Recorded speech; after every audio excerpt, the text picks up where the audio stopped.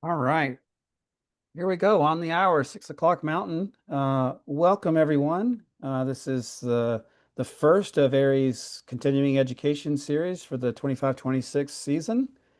Tonight, we're bringing you a thrilling panel discussion on planning your AIARE work season. So this conversation is really geared towards those who are maybe planning their first season of AIARE work, or maybe they're newer to this, and going to look to our panelists for some advice on scheduling a thrilling and productive AIARE work season. My name is Ron Funderburk. I'm a program manager here at AIARE. And my job is to facilitate this panel and just ask the questions that get the information into your ears. So that's my role. Let's go through a few things about our evening, our webinar. Um, First, I can click through my slides here.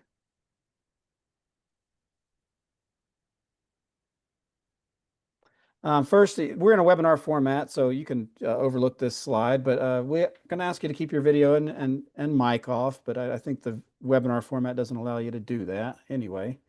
We want you to remind you that this webinar is being recorded. Our panelists are aware of that, but also we'll be interacting with your questions and personalities through the chat and the Q&A, so just know that your contributions are being captured in this way. And for tonight, here's our run of show. We've got we're going to meet our panelists one at a time. They're each going to introduce themselves and sort of their background with AIARE and how they've cobbled together the AIARE work seasons that they do and how they learn to get there.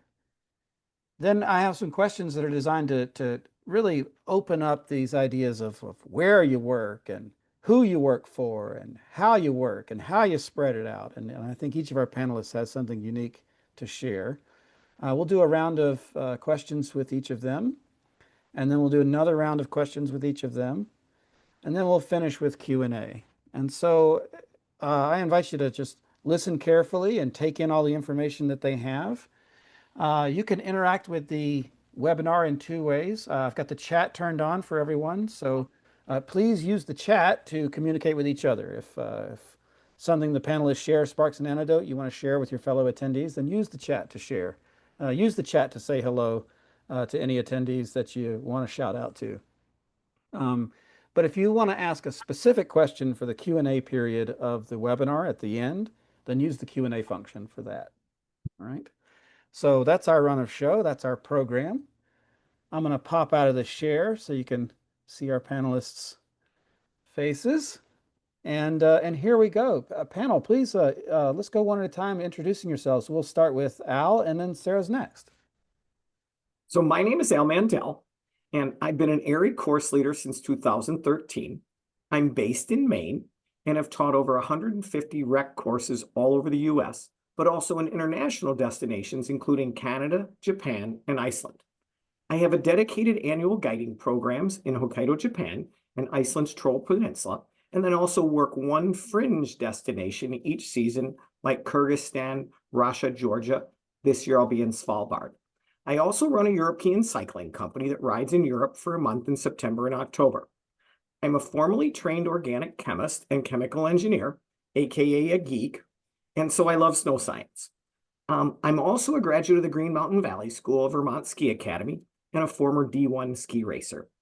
I decided to become an avalanche educator and ski guide to early firsthand knowledge of triggering avalanches as I became a backcountry skier in the late 90s and early 2000s without avalanche rescue gear, really any knowledge of what I was doing or where I was going, but I consider the pre-Caltopo days, as well as during my time spent taking AMGA and professional level avalanche training, i.e., I'm taking all these courses and hey, they pay you to teach this stuff. So I ought to get involved with this because I like teaching and communicating and helping skiers get into the backcountry to realize their dreams and recognize that they can go really all over the world in this sport.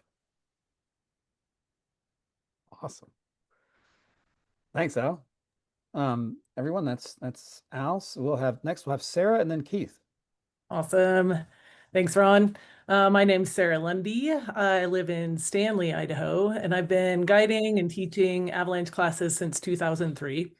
I grew up here in Idaho and went to a little college called the College of Idaho that brought, let's see, two professors brought 12 students up to Stanley my senior year. I was supposed to be heading to grad school the next year, but this program kind of changed my track a little bit. We got credits for whatever courses we were taking, but we also went backcountry skiing every day. And I met Kirk Bachman, who is the founder and owner of Sawtooth Mountain Guides. He basically said, well, if you don't go to grad school, you could come haul propane tanks up to the Williams Peak Hut for me. And that sounded kind of like a fun way to spend a winter. So I deferred grad school for what I thought was a semester. That was over 20 years ago now. So I started working for Sawtooth Mountain Guides as the hut keeper, hauling propane tanks up and cooking at the avalanche classes, and then eventually became a guide and instructor in 2003. Um, as a young guide, as probably a lot of you are facing right now, it's hard to patch together enough work, and backcountry skiing was not as popular as it is now back then. So it was especially hard. So I ended up working for a bunch of different operators here in central Idaho.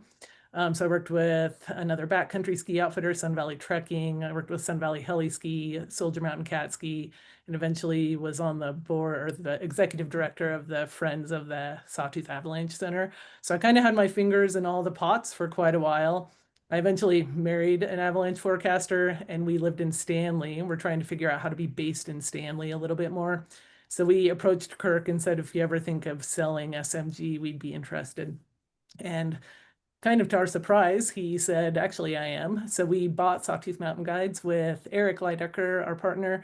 So we were owners of SMG for about 8 years, just in 2021, sold to one of our fellow guides. And now I'm back to more full-time guiding and less running the show that way. But as operators of Sawtooth Mountain Guides, Kirk really encouraged us to look into this organization called AIARE, who we didn't really know much about at the time. And I'll talk a little bit more about that in my panel question, but we jumped with both feet into the AIARE pool and have been loving it ever since. I'm now, since we sold, back to guiding more and guiding more out of helicopters. So I'm with Sun Valley Heli Ski early season and go up to Alaska in the spring, but I'm still teaching avalanche classes and excited to talk more about it. Nice. Oh, we're psyched to have you, Sarah. As I was sort of browsing personalities to invite to the panel, I was looking for someone that had done a lot of work in one place. Like who's really dug in? And so that's how we found you, Sarah. Yeah. Thanks, Ron. Keith and then Anna. Yeah, I'm Keith Haddock. I got my start up in the Northeast in the Adirondacks. Started ski instructing at 16, and as soon as I turned 18, I got on the ski patrol and kind of fell in love with that route of just a way to help people on the mountain and like really enjoy this sport, right? And then not too much longer, I outgrew those mountains and headed out west. Landed at Eldora ski patrolling, who I got to take my first Airy one with Colin Mitchell, who's pretty well revered in the industry. And he showed me how much fun teaching avalanche education could be, let alone just patrolling at that. So yeah, I felt lucky there. Got to spend quite a few years working there, working my way up to a pro patroller. And in that time, I got a little bit better at snowboarding, and then found myself competing on the free ride tour for about 6 to 7 years. Ended up in Jackson Hole on a North Face team. Just really kept getting deeper and deeper into the backcountry. And coming from that patrol background, the whole safety element just really made sense to me along the way. I guess, traveled the world competing, got to see many different countries, snowpacks. Um, and throughout my years as an athlete, I always was looking around and noticed that majority of people's answers when it came to if they had airy training or avalanche training was no. And surrounded by like a bountiful amount of great athletes where we're snowmobiling, we're skiing, snowboarding, these incredible areas. And it was just like kind of astounded me. I was like, wow, how does nobody actually like take the avenue of this essential safety element to kind of approach these goals? And I guess at some point, years went by, I started looking how I'm going to integrate full time into the snow industry. Can't really compete and huck yourself off cliffs forever. And that kind of turned me into, I got involved with the avalanche science program here in Leadville, Colorado. And it really just turned on my passion for that safety component. And I fell in love with AIARE because it's really a lot about preventative damage. And that's like the step before picking people up when they fall down. So yeah, it's kind of been my goal. And me and my wife, we started up a motorized guide outfit where we're a motorized area provider. We offer niche courses for sled ski access. And really just the big focus is, Colorado's athletes and just trying to get at this younger generation where we can depart this knowledge where a lot of us, like Al said, I was out there as well with no beacon shovel probe at one point, right? And now the tech is there, the knowledge is there, and the resources are there. So I'm just super glad to be a part of it and see what we can share tonight. I I was excited to have Keith, everyone, because he teaches area on a machine and he teaches human powered area, and it's just that those diversity modes of travel, diverse modes of travel, is something that really a good voice for us to hear from here. Anna, and then Morgan. Can you hear me? We got you, Anna. Okay. Hello, everyone. My name is, well, it's Anna Allen now. It says Anna Hicksville, but I guess I'll start kind of at the beginning. I didn't grow up doing anything outside, hiking, backpacking. And in college, I went backpacking for the first time and fell in love with it and kind of dove head first. So when I graduated college, I started working on a trail crew. I ended up working 11 years on a trail crew, and 9 of those were at Mount Rainier. So in my days off, a coworker asked if I wanted to climb the mountain, and I said, why not? So started climbing mountains and kind of dove headfirst into that as well. And during those 11 years, I mostly was unemployed in the winter. It was pretty awesome. I just buy a season pass and ski all the time, and eventually went to grad school. And kind of the timing worked out where simultaneously when I graduated grad school, I got carpal tunnel in both hands and couldn't do trail crew anymore and was just ready to move on. And kind of realized that what I was studying in grad school meant a desk job. And I had a little bit of a not really a midlife crisis, but kind of a little freak out. I can't do trail crew anymore, and I don't want to sit in front of a computer. I don't know what to do. And someone suggested I try mountain guiding, and I said, I think I would hate that. That sounds horrible. But I didn't know what else to do with my life, and I wanted to be in the mountains, so I applied, and that was 11 years ago, and I'm still mountain guiding. And it turned out the reason I fell in love with mountain guiding was because I didn't realize how much it involved teaching. And that's what I really love, is the teaching component. And so, we guide a lot of things where it's not focused on teaching, but I truly love the stuff that's focused on teaching. So my first few years of mountain guiding, I was a ski patroller in the winter, and did 3 winters of that, and then started to think about how I can be more in the guiding world and the education world in the winter. So I got into teaching avalanche classes, and that was I think 2018, and kind of dove again head first into that and kind of fast tracked myself over the first handful of years into being a course leader. And then a couple winters ago, I started teaching the AIARE Pro classes as well. And this coming winter, I'll be teaching my first ITC instructor training course as well. So I'm starting to branch out more and just doing what I can to kind of stay outside as much as possible, teaching other people how to how to get out there. And one of the reasons I really fell in love with AIARE as an organization and wanted to get more involved there is because Keith spoke a little bit to this, but nowhere else in the guiding world had I experienced a really systematic approach to risk mitigation. And I take this approach with me everywhere I go. I think about it when I'm rock climbing, I think about it in summer guiding. And so I really appreciate that systematic approach, and also the sort of, I don't like calling it consensus decision making, but like the communal decision making process as well is super valuable. So that's why I'm here, and that's why I continue to work for AIARE and grow into those realms.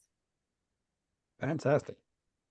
Yeah, it's and as I was profiling personalities, I just looked at, I imagined all the different things you can do in a given winter, whether it's mountain guiding, on skis on the mountain, teaching classes, teaching AIARE, course leading. I was like, gosh, how does she figure out what to do when? So I'm glad we've got you here. Morgan. Hello, everyone. My name is Morgan, and I live in Enumclaw, Washington currently. Yeah, I started working in the industry as a ski patroller 4 years ago at Crystal Mountain. So I'm probably the newest to the industry out of this crew, and super excited to be here. Yeah, I started ski patrolling. Loved that.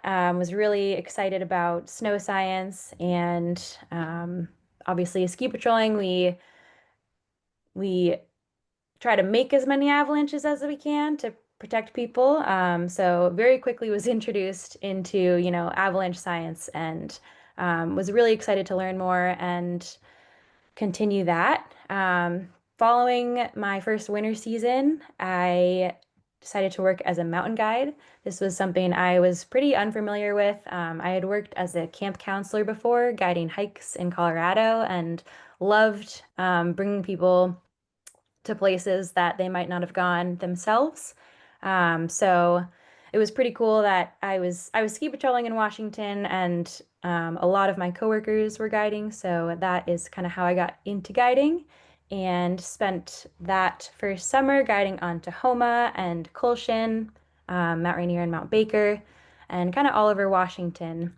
And then I was also a part of the Professional Growth Network, previously known as the Women's Mentorship Program, with AIARE, as a mentee a few years ago, and that helped guide me. Actually, Anna Hicks was one of my mentors in that program, and that kind of helped me figure out what was out there, and what else I could be doing in the winter. And so I was pretty excited. I've been a skier my whole life, and so when I started guiding, I knew I really wanted to ski guide and teach as well. So that kind of brought me more towards the instructor track and winter guiding. So these days, I'm kind of splitting my winter ski patrolling and instructing courses and ski guiding a little bit. I was also able to be a mentor in the Professional Growth Network. And yeah, that if you're not familiar with that program, it's offers mentorship and support for folks in non-dominant gender identities. It's been going on for, I think, 6 or so years now. Super awesome. So that is a huge thing that has kept me coming back to AIARE. I think that's a really cool program, just a way to get connected to a lot of different folks in all different parts of this industry. So yeah. Thanks, Morgan. I definitely appreciate your experience with the PGN, and invite everyone to look into it if you haven't yet. And just, it's helping everyone coming into this business appreciate that cultures of support and mentorship just smooths the path to a lot of great work experiences out there. Great. Well, that's our panel, everyone. We're going to move right into our questions. The way the format's going to go is I'll ask each panelist a question, and then some of the panelists might have some reactions or give and take on that response, and then we'll move on to the next panelist. So that's our format. We're going to start with Al. Al, sort of as you told us in your bio, you build a winter season teaching for avalanche education in an area all over the country, all over the world. Um, and you select different providers to go work for when you do that, or you figure out a way to do it yourself. And so just with that, with the diversity of options you have, how do you decide where you're going to teach, where you're going to teach in a winter? It's actually pretty easy. Who is hiring? Um, but really, I kind of look at what areas are providers concentrated in. So they're concentrated really in Colorado, Utah, California, where major population centers near the mountains have lots of potential students and potential teaching opportunities. Um, then I look at, are there key folks or providers I want to work for? Different snowpacks, interesting venues, co-instructors I can learn from. I'll give a shout out to one of the guys who's attending, like Matt Hartman. He's a great guy to teach with. And then what support is there for me as a visiting guide or educator? Is there lodging available? Colorado Mountain Schools, Climbers Hostel. I think it's called the Adventure Center now. Does someone have a vehicle I can use? Because I'm always flying in. Employees or friends there that I can crash at their houses. I utilize the AMGA forum, and I've used that to get cars and housing while other guides are traveling. I've leveraged this on a couple occasions, both on cars and housing. And so I'll give a shout out to Karen Bockel. On a couple different occasions, I've used her car while she was traveling elsewhere and just took a shuttle to Longmont, scooped up the car, had it for a month, returned it, etc. So net it is find locations that have high levels of AIARE courses and providers, and then develop and hit your networks hard for locations where you can easily be employed. Get on it early. Start planning next season as this one is ending. And I start reaching out to potential employers at the end of the current season and then extensively follow up in August. Often I reach out to who was hiring this past season where I didn't go. So they're a good place to start. Schools that operate AIARE courses like Colorado Mountain College, Tahoe Mountain Center can be great spots. They're often looking for instructors. When we reach out, though, what we want to do is be very professional about it to our prospective employers. When you reach out, shoot them your certs, your resume, a solid cover letter, and why you want to teach with them. Be proactive at SAWs. SAWs are great places to meet providers and develop your network. Don't be scared to shadow companies for essentially no pay to get your foot in the door. I certainly did that in the beginning. I map out next season at the end of the current season, i.e., how much time in Hokkaido, because this is an annual program I've done for 10 years, how much time in the Arctic, Iceland, and Norway, and then how much time teaching and where, as well as making sure you keep some sustainability time and self-care time. So you do have some downtime. So when you get to your provider, you're ready to go, you're energized, you're charged. Cool. Panelists, how do Al's tactics strike you and where he decides to go in the world?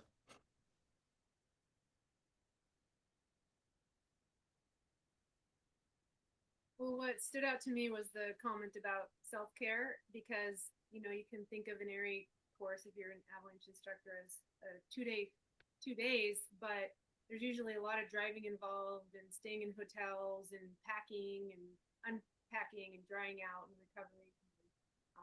If you really want to have some days off, you can't pack your schedule too tight. And then I'm sure for your international destinations, that's a lot more prep work and decompression time at the end. So factoring that in is a lesson I learned the hard way. Mm. I think with that, we want to work a lot of courses. Although, like overbooking yourself, by the end of the season, you're going to find yourself in autopilot mode and then start losing quality in your delivery and connection with students. So that self-care is super important. Um, yeah, it's easy to get excited every day on the snow. Even if you're tired in the morning, as soon as you hit the snow, you might come alive. But that does get exponentially harder to do if you overwork yourself.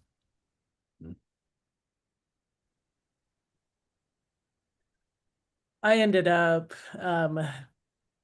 trying to find a place where I could stay put and work more in one location. And just hearing your stories reminds me of how hard it is to be moving around so much. But one thing that I miss and pick up with some other guiding is there is something rejuvenating and exciting about going to these different places. Like it's really hard, but it adds to your well, to all kinds of things. Like you're going to see a different snowpack, you're seeing different people. Like there's just something exciting about it, especially if that's your personality and you can handle the bouncing around.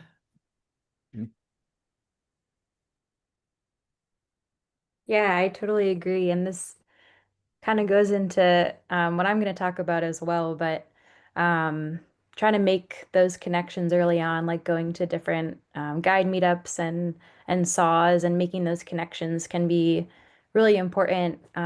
Just kind of, helping determine what your goals are for the season and also figuring out who you can reach out to when you go to different places, that kind of thing. Copy. With that, networking at events and saws and clinics preseason, it's where I picked up one of my best instructors for our provider. Hands down is a connection made, but it allows them to see you in your natural setting in a formal, comfortable, or casual rather setting. So yeah, you get to show your true self when you're at these events rather than at the interview. Mm. Yep. Well, I didn't anticipate that, but that does help me think that, well, maybe at some of these events, you're not only looking for prospective employers, but prospective colleagues, and then maybe at one point, prospective employees. Mhm. Nice. We'll move on to the next question. Um, Anna, kind of like Al has this great diversity of options on where, like you have a great diversity of options on what. And we talked about this a little bit in your intro, but you can AIARE course lead, AIARE 1, rescue, AIARE 2. You can also instruct those courses under another course leader. Then you also work for AIARE as one of our pro instructors. You can ski guide, you can mountain guide, you can guide objectives at low ratios, or you can teach classes that focus on higher ratios and skills. And it's just, man, when I look at the list of options, that could fill up every weekend of the winter. Like, how do you decide what to do all winter? Yeah. Well, the the way I've allocated my time to these different things over the past 5 to 10 years has sort of evolved, and a big part of it is prioritizing needs. The needs that I had or that someone might have in a given winter. And one of the biggest needs we have is financial, and so teaching a lot of rec level 1 classes is how most people make the most money, and especially as a course leader, because you're also doing the Zoom meeting. And so if I work 2 field days teaching a level 1 class with the Zoom meeting, in Washington State, the going rate for an instructor is like $1,200 to $1,400. Whereas if I'm going to ski guide, I'll go out on the same amount of days in the field, a Saturday and a Sunday, but I typically can only make about $500 or $600. So that's a huge difference in income. But my husband was in school for the last 2 winters, and so my priority was financial. And so I pretty much, taught vast majority of what I taught was AIARE rec classes, and I made really good money. But it's not necessarily great to just do that all the time, because I thought Keith said it really well. By the end of, or even by the middle of the season, sometimes, well, not sometimes, every day I would forget if I already said something or not. I'd be halfway through the day and I'd say, did we already talk about this? Because you're just hitting repeat every day. It's like Groundhog Day, the movie. And so it got really challenging. You also get stuck in a rut and do the same thing the same way all the time, which isn't very good for any, yourself as an instructor or your students. And then also by the end of the season, you're just kind of burnt out. You're like, God, I don't want to say the same thing again. So mixing it up, I think is really good for your mental health and well-being. And also one of the reasons I started teaching the pro classes a few years ago is because it helps me personally continue to learn and grow. And I think one of the reasons that we all love being in this profession is because every day you realize that there's so much stuff that you don't know. And I feel like most of us have really inquisitive minds, and we're out there looking at the world and really engaging with it, and realizing that, you know, we don't really know that much and we always want to learn more. So those pro classes just kind of reset me and started me down a new path. If you are an instructor in this meeting and you do teach avalanche classes already, one thing that I kind of didn't realize at first was that in the rep classes, you can't fail. Like, all you have to do as a student is show up and you get the certificate. And when I started teaching pro classes, after my first course was over, I realized, wow, that was such a different dynamic because the students can fail. And so having to completely transform and adjust my teaching style, my tactic, you know, my approach, the way I engage with students, the way I deliver information, the way I support them or leave them to their own devices. So teaching different things like that really helps me keep learning and growing as an instructor, not only in the material, but also in just the way I teach and deliver information. So mixing it up is really important. You know, thinking about the financial component of it is really important. Continuing to leverage these opportunities to keep learning and growing, I think, is important. And then also something that I think about a lot is location, because in order to cobble together enough work in the winter, last winter I worked at I worked in Bend, I worked on Mount Hood, I worked at Stevens Pass, White Pass, Snoqualmie Pass, and Mount Baker. And so, you know, that's a huge range, literally and figuratively, of places to work, and all the driving involved, all the travel and the logistics and being away from home and wintry roads and things like that. So, you know, you're kind of prioritizing, is it important to me to get out and get around and get about and work for different people and work in different places? Or should I try to just focus on a home region and a home zone? So that's a really big part of what I think about too. And I love what I think Sarah mentioned about getting into new snowpacks. So this last winter, I taught both my pro courses in Washington, and I'm really excited this winter to go back to snowbirding down to Mount Rose, because getting into different snowpacks out of the maritime snowpack for me is a huge benefit, just to keep learning and growing and keep it interesting. And just traveling is fun. So, you know, throwing those in as well into the mix, I think, is something I consider. So another thing folks can sprinkle into their winters as well is I also teach the avalanche awareness classes for NWAC, which are really great. And I encourage people to look into doing that. They're always looking for instructors that can teach more in-person classes. So it's another thing you can sprinkle on top. Copy. Panel, how do these diversity of options strike you all? I think it's what makes the season go for you, because to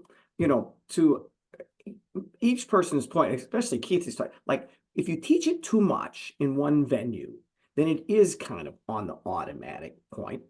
Also, to his point, you may not be psyched in the morning, but the minute you get out in the snow, you're like, okay, this is good to go. The other thing that how to spice up your home terrain is create some different options. I've always run a 5-day level 2 that gives them more time, and it's hut-based. And it's also easy to sell that to providers. Find huts that you can do it at, and then create something unique. And all of a sudden, you're jazzed to do that. And that helps you get over, to Anna's point, we all do it for financial reasons. And so if you can spice it up with a little bit different version of this thing you teach regularly, you'll have more fun, and then you'll get amped for that course. And then boom, you're back to your kind of normal terrain, and you're like, okay, I'm pretty jazzed now.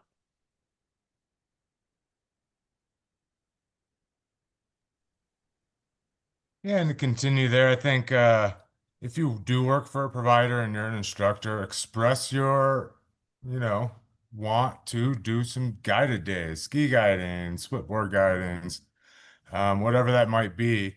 And it's just the break you need sometimes to come out of the airy blinders, and really just kind of reopen why you do it back up, right? I think that's a lot of what I do to keep it fresh. Like, um, yeah, I'll take that guided day just so I can kind of loosen up and like just be out there and kind of share something special. And it's not always the formal education.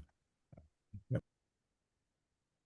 I loved what you said about looking for ways that you can grow and learn yourself, because I think that is something that I often forget about, in more than just like, whatever continuing education I'm going to do this season, like I'm going to take a course. But there's also so much growth that can be had just in like your teaching style.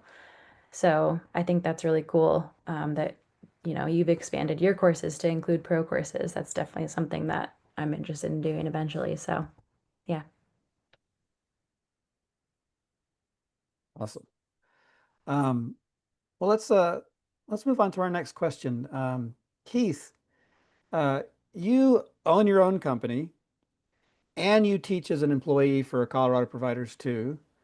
Why do you do that? Like, um, you could definitely optimize your profit by working exclusively for yourself, but you work for yourself and you work for other people too. So, what motivates you to do both? Yeah, I thought that was a really good question. I was looking through it. And at the end of the day, I think my first initial response to that is loyalty. I got my start at Colorado Venture Guides, and have since, branched off and started my own providership. Um, doesn't conflate with what they do. We're motorized specific. So we have two separate lanes.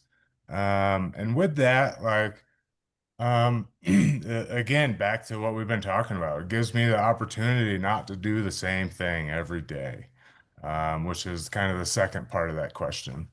Being able, snowmobiles are cool and all, but if you're on them for 20 days in a row, you start getting a little rattle brain. And you just peace and quiet. Then I go from that right to a human power course, and it's like, wow. I feel like, that zen that you've been missing comes right back. And with that, like I get to maintain my network. And them being friends who owns that, and we're all kind of in the Ortovox hat. So it's really like a loyal family situation where we help each other. I'll shoot them clients, they shoot me clients, when people are looking for different options and course offerings. And then with that, we're 3 years in business, so we're still not 100% fully stable, right? And there is some minor financial gaps, like back to Els and Anna's point, like yes, we love this with all of our heart, and we would do it for free if we could. But sometimes there's some financial gaps and budgets that we need to meet. And us having like worked really hard to become professionals, this is our career. This is where we get those those income variables that keep us doing it, right? And keep us living our other portion of our other lives. Um, so yeah, I think kind of that three part, loyalty to the people that helped me get to where I am. And they're really close. So it's like I'm not traveling. And that's another reason I'm able to do it is because it's still local and proximal. And then, yeah, I get to switch it up with what I'm doing. It keeps it fresh, different provider, different culture. Um, so yeah, it's just part of that. And yeah, then the outlier is the financial gap that, we're not booked out every day. So I try to fill those gaps. They're really good. I already have my schedule done with them, right? Like I was saying, reach out early and tell them your blackout dates and when you want to work and when you can commit. And don't overcommit yourself. And that maintains a healthy relationship with your provider. Panel, you have similar experiences balancing the owner operator and the employee role? I think Keith is spot on. The loyalty is a big part of it because we all got to start somewhere. And with that, and we grew in that organization. And so as we've grown, then we become more valuable to them. We do branch off, but then we go back and then we can help them, the mentoring side of it. I've probably put 8 or 10 instructors through the program, through the AMGA ski guide course, etc. So that's a big part of it. So Keith's spot on to that loyalty side of things. And then mixing it up to do some of your own things as well.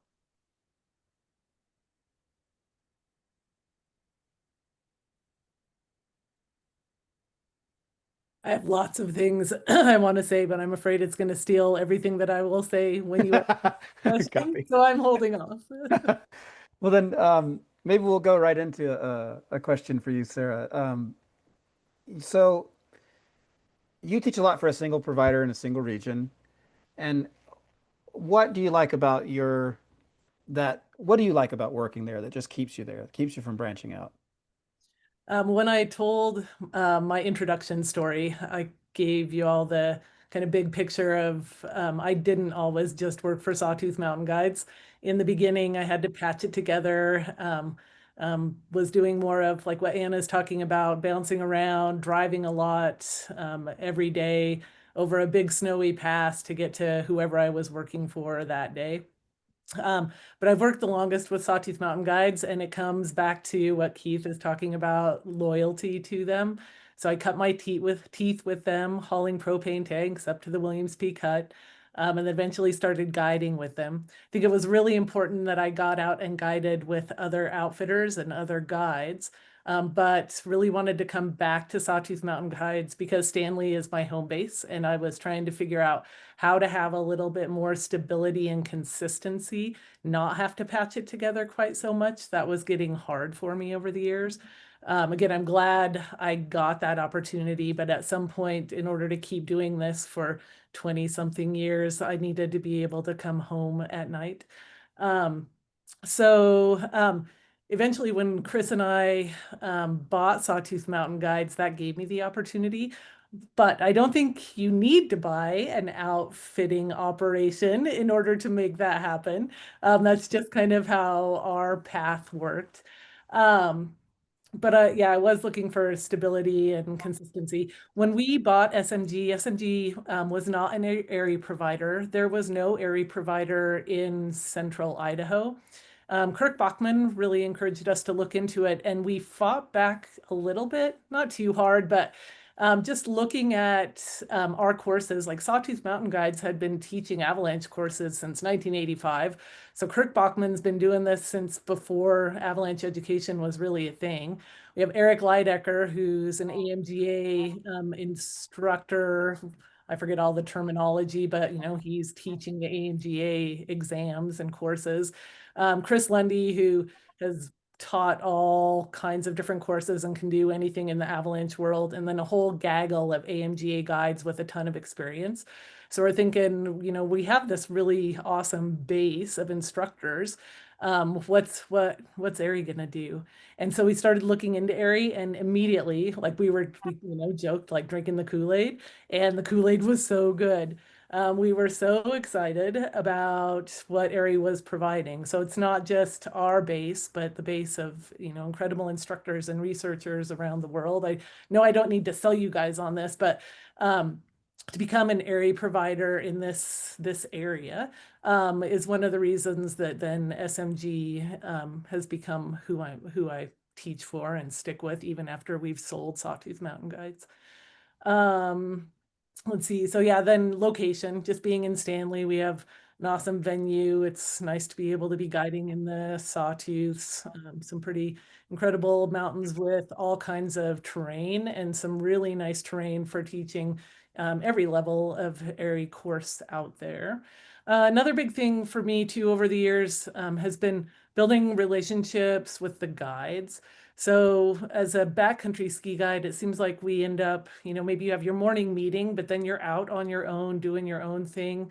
And then in the evening, maybe you're doing a Zoom meeting to wrap the day up. But being able to work with instructors year after year and build the rapport with them and the teamwork and just have that to look forward to has become a big part of how I decide what I'm going to do for the winter, what courses I'm going to be teaching, or what guide work I'm going to be doing is who I get to do it with. And then I could go off on Sawtooth Mountain Guides, but I kind of gave myself away saying that I've been a previous owner, so I don't want to sell you on SMG. But just when I guess for up and coming instructors and guides, when you're looking for an outfit to work for, some things that I really like about Sawtooth Mountain Guides, I'm proud of, are just their level of professionalism. So all of the instructors are also ski guides, but you have to be in Idaho. Or Sawtooth Mountain Guides does a lot of in-house training.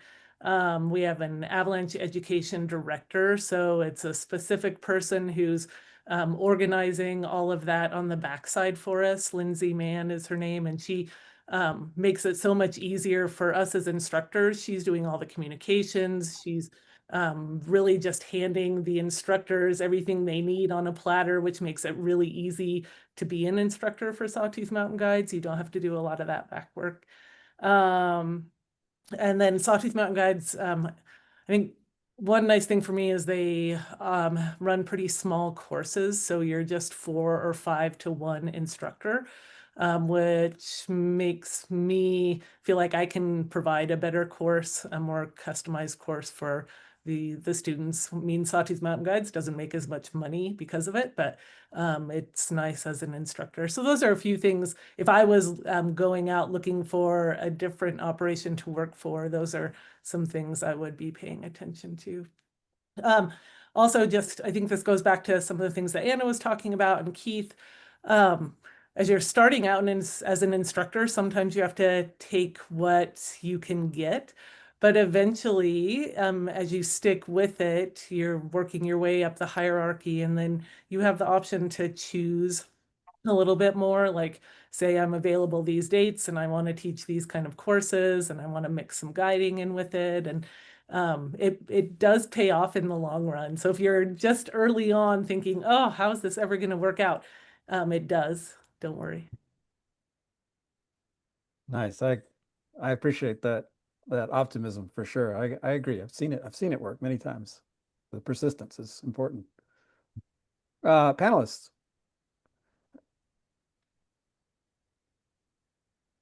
I think, Sarah, having a professional provider is very helpful.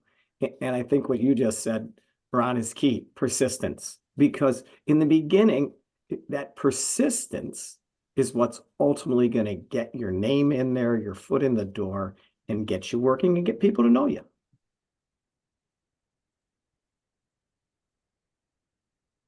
I've really enjoyed working for a lot of different providers over the years. I tend to try to pick one that I commit as much time as possible to in a winter, and loyalty has a lot to do with that. But it never fills my schedule, and so then I go out and dabble and see what I can find. And I think that is kind of important because there's a lot of providers out there that are good to work for, and you'll find one that really fits maybe your personality or what you like out of it. But what I didn't really know when I first started guiding that I wish someone had told me is how incredibly different guiding companies are to work at. I mean, not just the way the programs they offer, but what it just feels like to work there, what your coworkers are like, what the admin team is like, what the admin team does versus what they expect from you to do.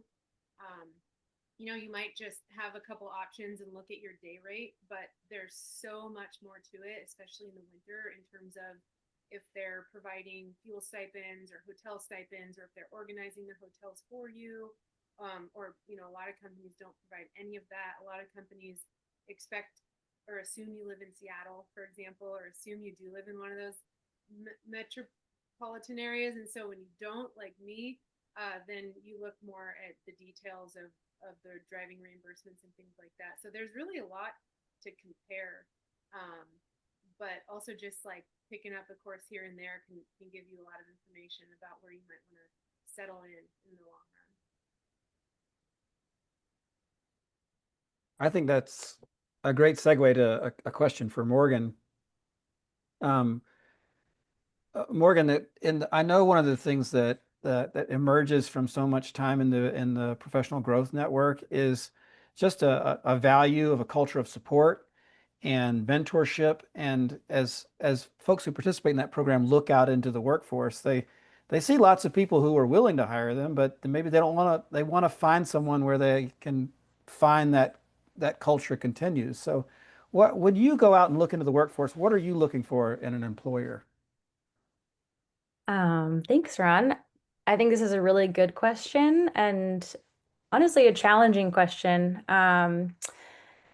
And I think it's a really good question, especially for folks who are going into maybe their second or third season of instructing, because you've maybe taught a few courses for one provider or a couple providers. So you kind of have an idea of what it's like and maybe what you do like and what you don't like.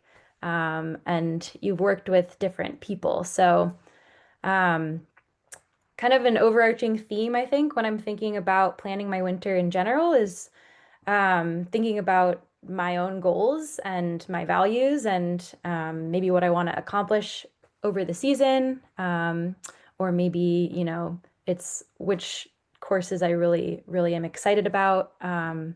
So yeah, that's kind of like what I'm thinking big picture, and then maybe I'll think a little bit more specifically about who I want to work for.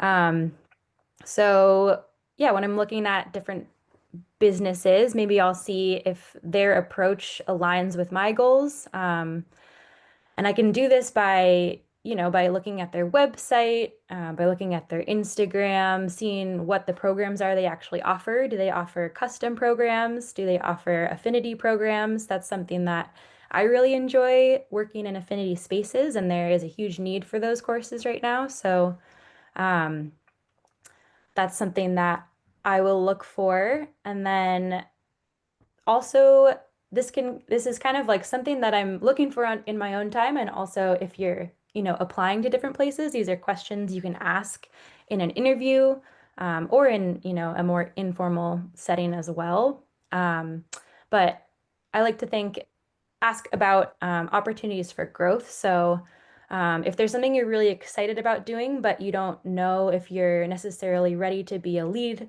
guide for something, like asking if you can be a shadow guide or a tail guide on programs or tours that you're really excited about, but might not be ready for, is something that you can kind of look forward to. So say you do a whole season of lots of AIARE ones, and then you're like, all right, what can I do next? Are there opportunities for me to do something more than this?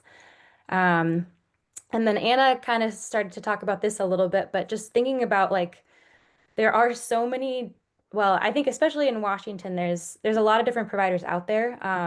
And so it can be a little bit overwhelming, but um, something you can look at is just the size of a company. If it's a small company or a large company, I think there's a lot of pros and cons to each of those. But I started in the industry working for a really large company, so there was a lot of financial support in terms of like gear, continuing education, transportation, etc. And I was really coming into the industry looking for mentorship, and there were a lot of people there that I could kind of see myself in. So that was something that I prioritized when I was first applying to different companies. But maybe further down the road, or maybe right away, you're looking for something smaller. So like a small company can be super meaningful in terms of opportunity and relationship building, and community building as well. Maybe you're really looking to build programming, so you're really excited about more original ideas that you have or certain programs, and that's something that you could find in a smaller company. And then finally, just thinking about, where they operate. Will you be driving all over the place, or can you be a little bit selective about the zone you're working in? I definitely, that's a huge priority for me. I try to kind of keep it local. I really like the place that I live, and so I want to work near there. But maybe, you're really trying to fill the schedule and travel and explore and get to know a new snowpack. So those are just some things you can consider. Morgan, your answer reminds me of a time in my career when my I had been I feeling kind of burnt with the employer I was working for, and my partner at the time, she pointed out that I was always asking myself where I could work instead of where I wanted to work. Where do you want to work? And I actually didn't have a good answer to that question. I'd never. I was always it was always just a bias of scarcity. And I said, well, what do I really want? Folks, does any of Morgan's answer resonate with you? Yeah, I have a comment. I really appreciated the mention on there's larger providers and there's smaller providers. And, starting off as a new instructor, working for a larger provider, there's a lot of resource, there's a lot of curriculum resource to use, PowerPoints, mentors, facilities. It's a good place to really try on your role as an area instructor if you're new to it. Um, and that being said, smaller providers are great to do that as well, although you might have to bring a little bit more to the table as far as your own work, own content and material for courses. There might not be, for example, like beacon plates and strikes to always use for your rescue courses. You might have to provide your own. Um, but I really like the small provider. I'm a small provider. My team can come in. It's a collaborative experience, right? I'm really leaning in on my team to bring their vision and the culture to the table. So I think smaller outfits, you really get to kind of provide some cultural change that you might want to see or implement or just share, right? And then again, with the bigger providers, it gives you a lot of resource to become yourself and find your style for sure.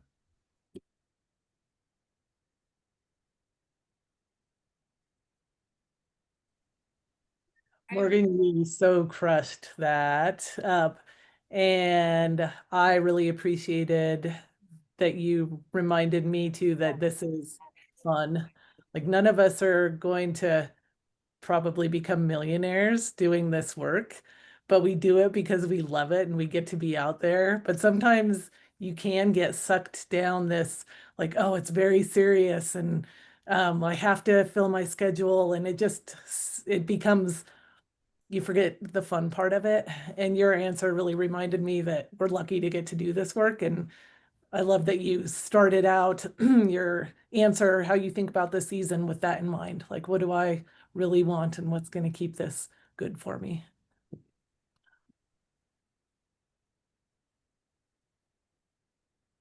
I think to both Morgan and Sarah's points, uh, um, we all are, because as Anna said, there is this, and Keith, this financial component that is part of what we do.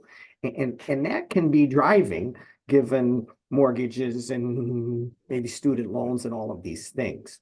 But sometimes leaving a little bit of flexibility in that season allows somebody to come to you, or you see it on the AIARE employment, where all of a sudden you've built in a little bit of a blank spot, and then a great course comes available, and you're like, that will be fantastic to teach. So as we fill, sometimes think of that 80% rule. So there's a little bit of flexibility in case something great comes along.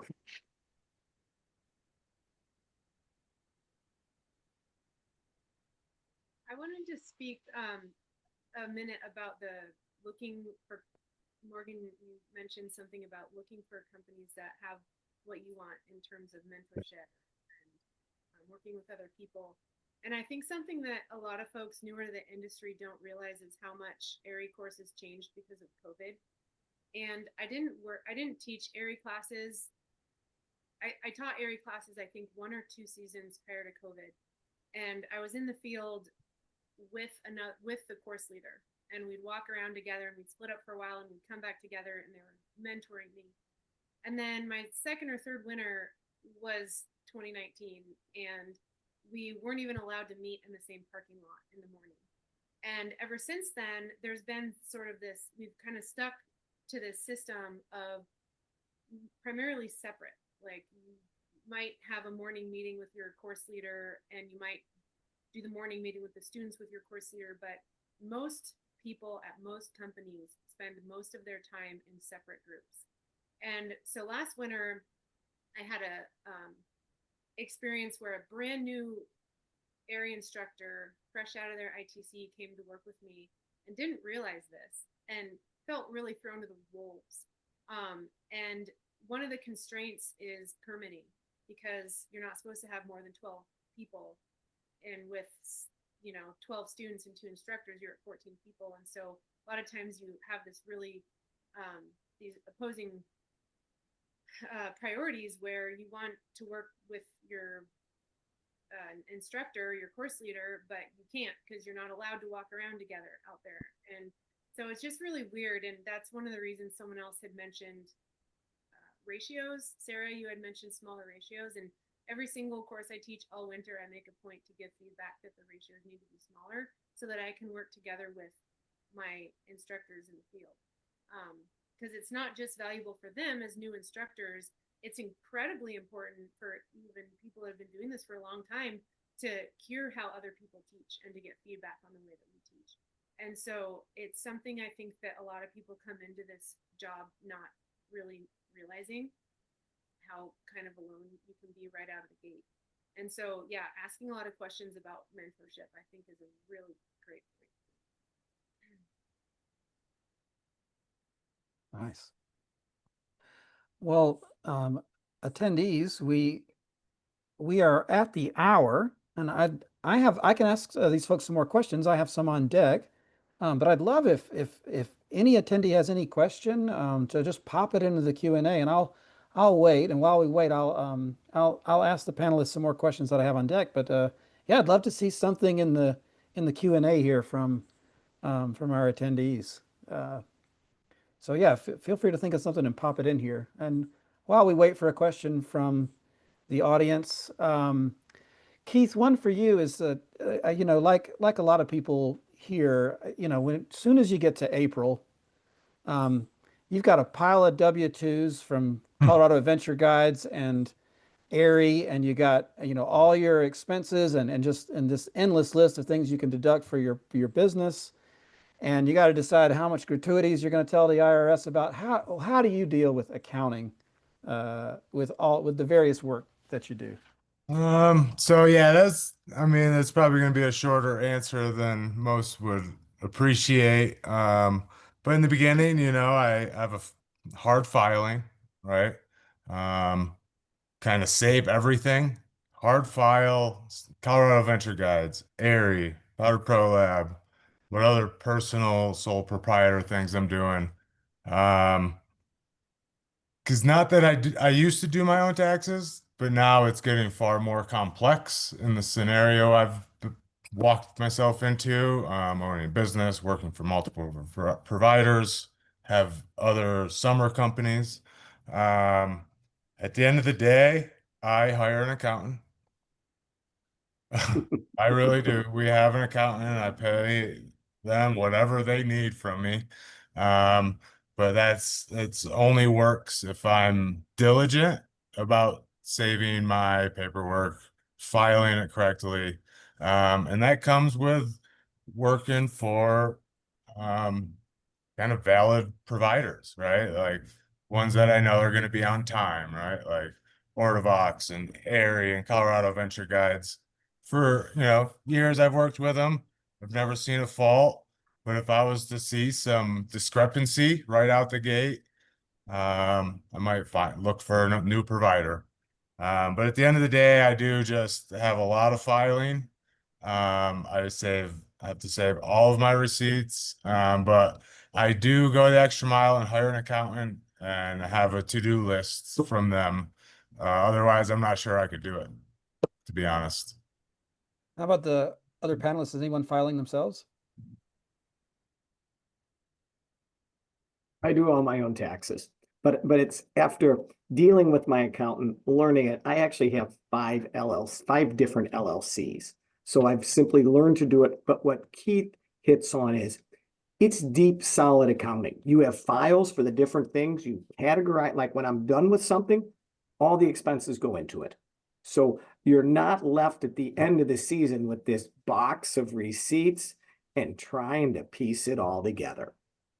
And on that, yeah, tracking as you go, like every purchase, track that day. I've gone to the extent of creating spreadsheets for myself as just a simple AIARE instructor and keeping track of what courses I teach for who and when. Um, and that allows me just for my own portfolio growth, allows me to keep track of how much work I actually do as an instructor. And um, like I think Al mentioned, he had a course count, right? Like these are good things to know over time, because they do have some brevity, right? And then, but yeah, consistent tracking throughout. And I don't wait till the end of the year to figure out what courses I taught or where I spent my dollars or so spreadsheets and yep, consistent.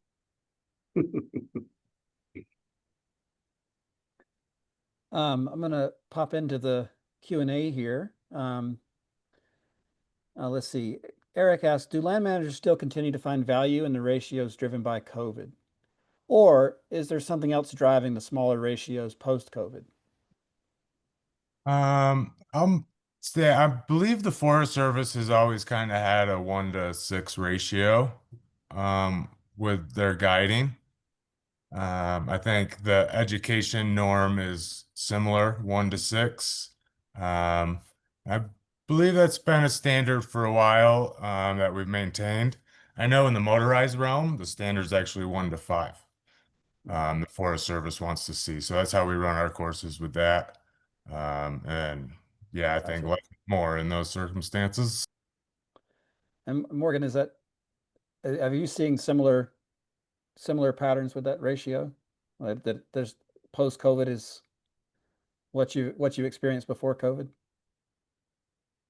I think so. I don't know if I've actually seen much of a drive towards smaller ratios, kind of like Anna was talking about. I feel like we got stuck a little bit in the COVID mindset of separating and keeping the ratios small, but um, yeah, I think pretty similar to before COVID as well. Copy. Sorry to clarify what I said.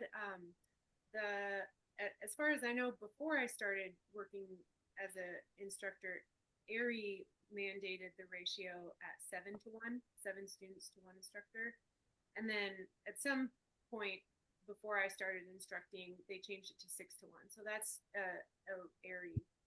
That comes from AIARE.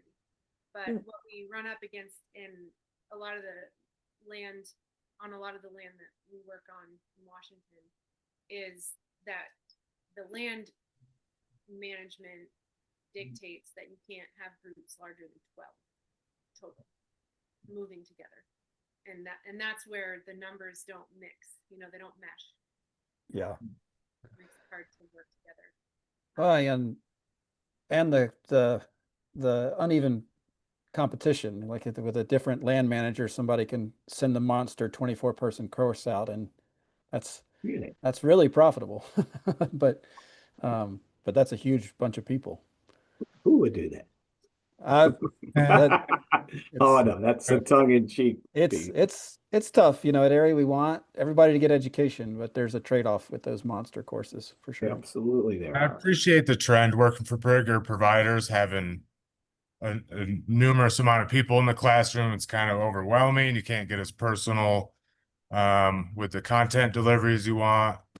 And then, yeah, I really appreciate smaller groups whenever possible, right? And if that's something you're looking for as an instructor, working for smaller providers might be your goal there, as far as the winter outlook. Got it. Sarah, another question here from Eric. How often are you out skiing for fun, or is every day just tied to some strategic insight towards your work? Like how? Yeah, really good question.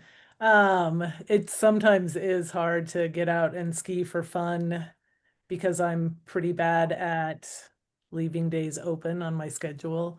So if you're teaching a lot, well, when I was teaching a lot of courses, I'd be teaching 4 to 6 courses a month and then guiding on the days in between, and maybe have no days off when the season is happening, or maybe a day here and there. And then you want to get out with your husband to go ski, and you're just the thought of putting your feet back in your ski boots is like, oh no.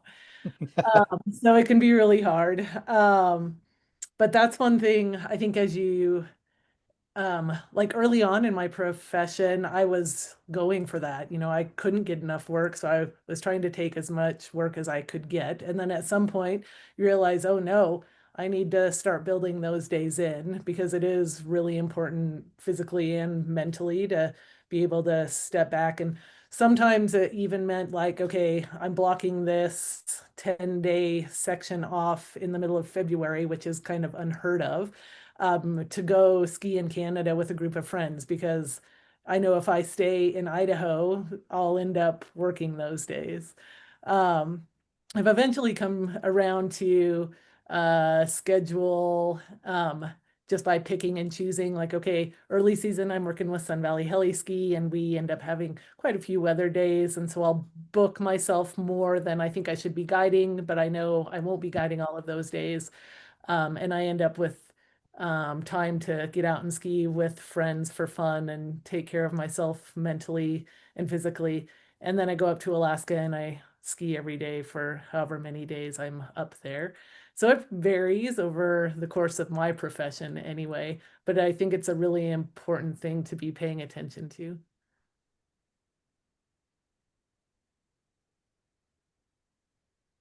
I can chime in. Oh yeah. I love this question. I ski a lot for fun. And I think part of that is I ski patrol, so I get a little bit more downhill skiing than the average guide. But I really try to think about my scheduling early on, and I try to block out some days, like just designated to skiing for fun, whether that's like a hut trip with friends, or even just like a 3-day weekend or something like that. I think that extra third day can really help. So if you have just 2 days, usually that's the amount of time you need to recover and rest and do your laundry. But if you have 3 or 4 days, that will give you the opportunity to take at least 1 or maybe 2 of those days to actually go ski for fun. Um, and I think it's really important. I think I'm pretty sensitive to realizing my burnout, and realizing when I'm not having fun anymore. And I do this job because I love skiing. And so I try to dial it back if I feel myself getting burnt out or too overworked.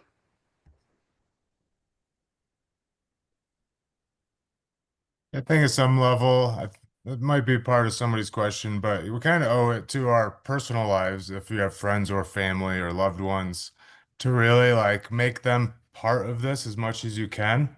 But to set aside time to enjoy this passion with them, right? Like Sarah just said, like my day off, and everybody wants to go skiing. It's like, okay.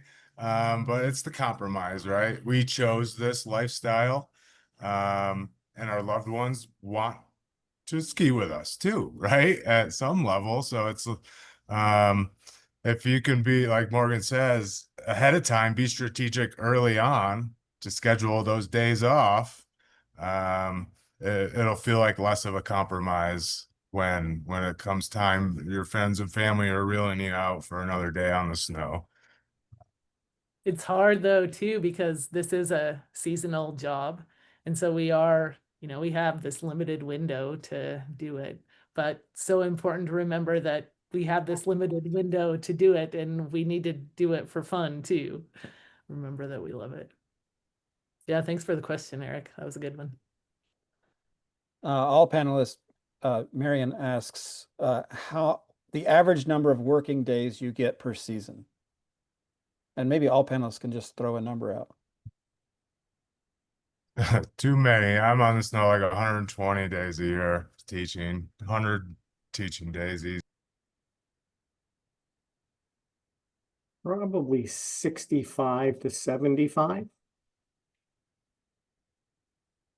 Yeah, I'd say somewhere around 80. I work guided days in the field between 100, maybe around 120 days a year or 130. But I would say that that's about half and half between the summer and the winter. I don't really do much in the fall.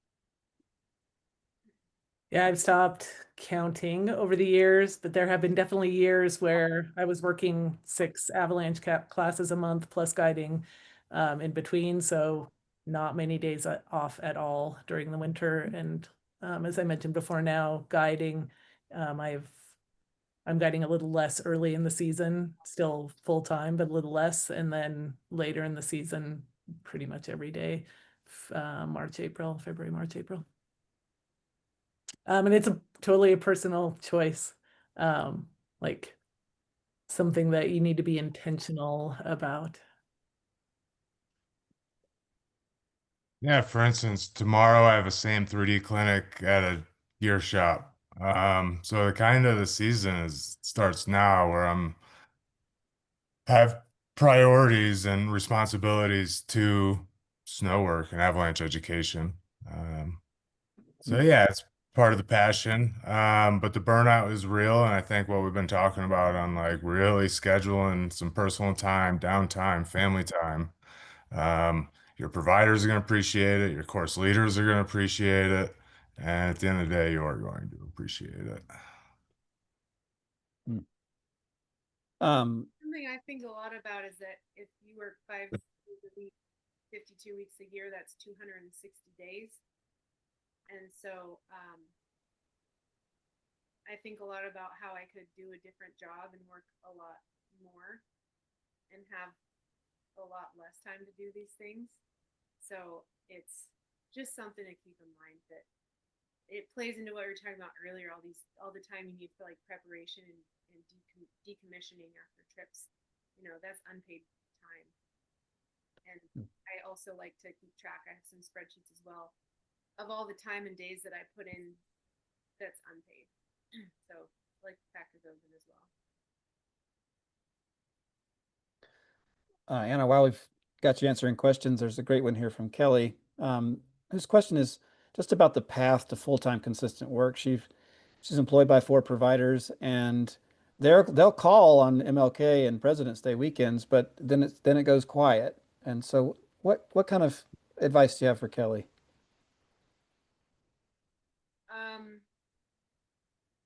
Well, if I understand the question correctly, it kind of plays back into what I just said, where full-time work, I think about it differently than like a normal job, because even though we're working maybe half the days or less than half the days that somebody with a 9-to-5 job works over a year, it still feels pretty full-time because of all the additional stuff that goes into it, especially in overnight trips, or like a lot of time I have to drive the day before to get to a hotel to teach an avalanche class the next day if I'm going to like Baker or something. So there's a lot of extra time there. So the full-time phrase is hard to kind of nail down, I think, in this industry, what you might consider full-time versus part-time. I kind of think of full-time as much as I can work to get enough money to not crush myself or be burnt out at the end of a season. And a lot of those times, those 3 things aren't compatible. So one of the things for getting full-time consistent work is like throwing yourself into it and working what a lot of us would consider maybe too much. But also trying to be loyal to one employer and maybe looking for those bigger companies like we were talking about earlier. Bigger companies tend to be able to provide you a lot more work, and the more you are willing to work for a bigger company, the more work they will give you. So it's like a win-win situation. And if you just offer a little bit of time to a bigger company, then they're gonna maybe not give you as much work as you want because they're going to look for people that are more loyal, and that's just kind of real. They'll give as much work as possible to as few people as possible because they're trying to treat those loyal, committed employees better. So that can be really helpful. And then also that's why I became a course leader.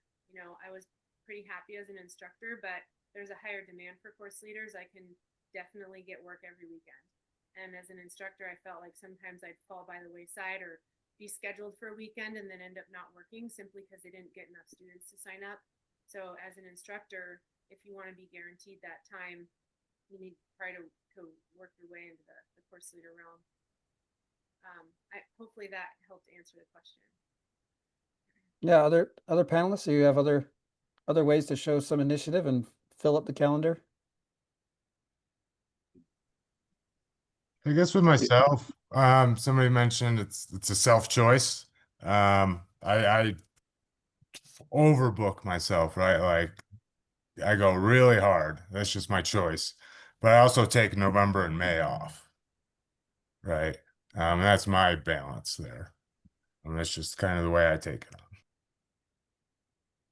Yeah, I would say the kind of alternative to that is being willing to say yes when things come up, because I think often in the season things happen and instructors get sick or something happens. And so being willing to say yes to some last minute courses can be really helpful as well for filling a schedule.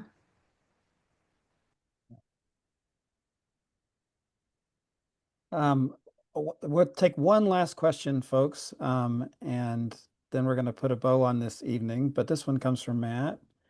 Does anyone have any good experience balancing your field work with a different office job? Like you're also doing like a 9 to 5 or office job and then guiding, or go ahead. I did that from right when I started for 7 or 8 years. I worked full time as a chemical engineer and for the Fortune 20, and also ski guided and taught AIARE courses. And it was a crazy schedule. It worked, and my employer was behind it, and they were good with me spending time in Japan, spending time in Iceland, and running my bike company. But wow, was it a lot of work. So you can do it, and it has a big financial payout. But it will create an amazing amount of home time when your season is over because you don't want to go anywhere.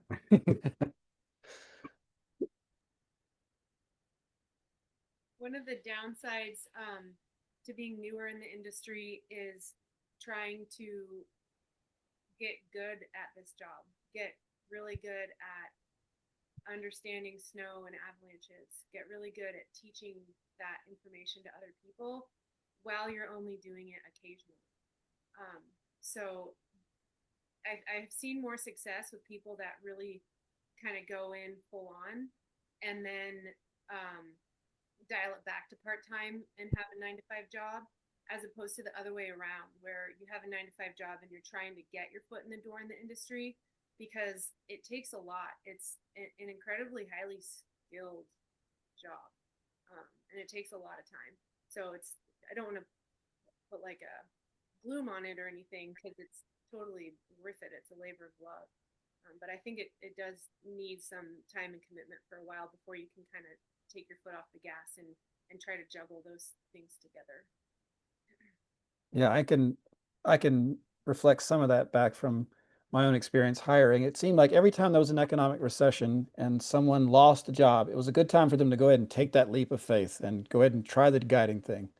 And then they were able to commit the time it took to build all the networks and relationships finally. Um, I'm gonna pop back into slides real quick before we say goodbye to our panelists. Just a little points of information for our audience. Where'd it go? And a quick note, I think it's worth, as instructors, you have to be very communicative and transparent with your course leader that you need feedback and give them the form. Some questions like your provider should have those. They're downloadable on AIARE. Course leaders are busy. They got lives. they're not always thinking or understand how new an instructor might be, or if they need or even want feedback. So before the course starts, if you could preload your course leader with that, I think you'll get a lot more receptive feedback from them throughout the process. Thanks, Keith. Everyone, we're going to say goodbye to our panelists in just a minute, but a few quick things before we leave. This is the rest of our CE schedule for the fall winter. We've got a really good CE next week on debrief, that critical part of the AIARE framework. We're going to talk about productive learning environments, teaching basic skills, and split boards. It's going to be a great CE season, so that's what we have in store for you. We want some feedback on this webinar and any that you attend. So I'm going to just let this slide sit here for a minute. Please capture that QR, and it'll take you to a Google form and give me and the panelists and AIARE any feedback on this process and what you enjoyed and what you thought we could do better. And also, please use that form to communicate with me if you want to connect with any of the panelists one-on-one, if you want contact information from them. I'm not going to share their personal contact information to the world to end up on YouTube, but I am willing to refer you to them through this form. So you can make that request of me on the form. I'm going to then pop out of the slides. And then and in parting, panelists, thank you so much for sharing your lives and your stories and your insights. It just, this video is going to sit on YouTube after this for everyone's edification and learning, and just all of your life and labor has helped create that. So thank you so much. Thank you for inviting us. That's right. Thanks for having us. Thanks, Ron. Good way to kick off the season. Looking forward to Woo. Nice. Well, all right, you can see all the thanks and accolades there in the chat, panelists. And we'll call that an evening. Thank you all, and thank you to our audience. Have a good evening and a great season. Hopefully we'll see some of you out there. Enjoy the ride.